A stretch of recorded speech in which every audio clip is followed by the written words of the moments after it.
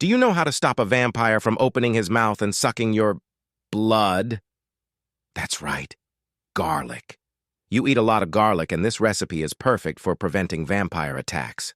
Without further ado, pasta e olio or pasta with garlic oil. First, grab your garlic and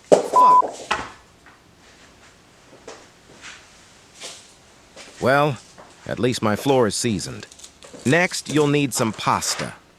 I'm using linguine, about 2 servings worth, 8 to 10 cloves of garlic, a Gordon Ramsay's worth of olive oil, salt, pepper, parsley, and lastly, juice from half a lemon.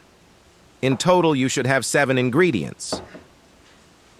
Because there are so few ingredients, you can't really substitute or forego any ingredient without drastically changing the flavor, but luckily these are common ingredients that are easy to buy, grow, or steal.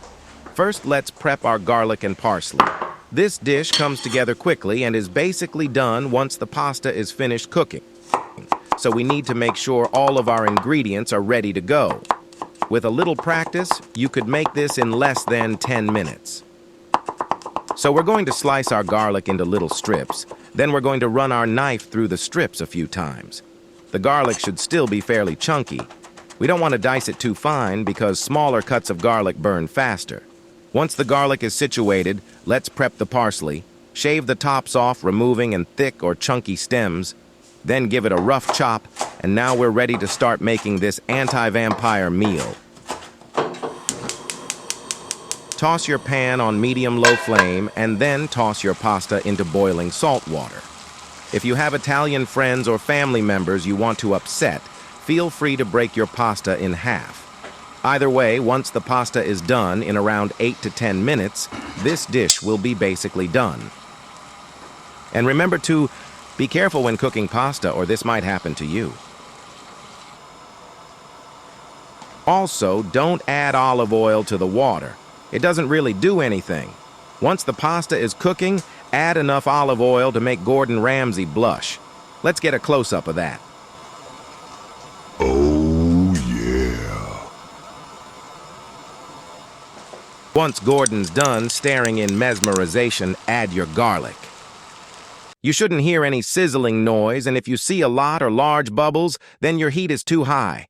It's hard to see here, but the bubbles are very small, and once your garlic starts turning light golden, then kill the heat because it's done. If you cook it any longer, the garlic will burn. Once our pasta is done, add it to the pan, then add a suspicious amount of black pepper and salt, and add our parsley and juice from half a lemon. I'm using a micro grater to catch the seeds, but you can use cheesecloth or your hands. Then give it a stir. If you're feeling confident, try tossing it. When you're done, taste it for seasoning and add any more salt, pepper, or lemon juice, then plate it up. Add it to a bowl and enjoy. I tried to plate it fancy but gave up halfway through. I like eating this with sourdough bread to soak up any remaining garlic-infused oil. You can also add any kind of protein you want to this, so in the last second I decided to add some salmon too. I'm using frozen salmon from Costco. Take your fish and drudge it in flour, that's been seasoned with salt and pepper, then cook on medium-high in a little bit of oil and butter for 3 to 5 minutes per side, or until the internal temp reaches 145 degrees Fahrenheit. Add capers and some caper brine on top.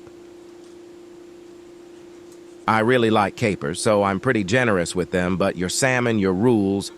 An honorable mention for blackened shrimp. Those go very well with garlic oil pasta. This recipe is very easy, and as a bonus, this amount of garlic will keep any vampires or potential girlfriends away for at least a week. I hope you guys enjoyed the recipe. By the way, garlic doesn't really keep vampires away. They started that myth to try and get humans to season themselves.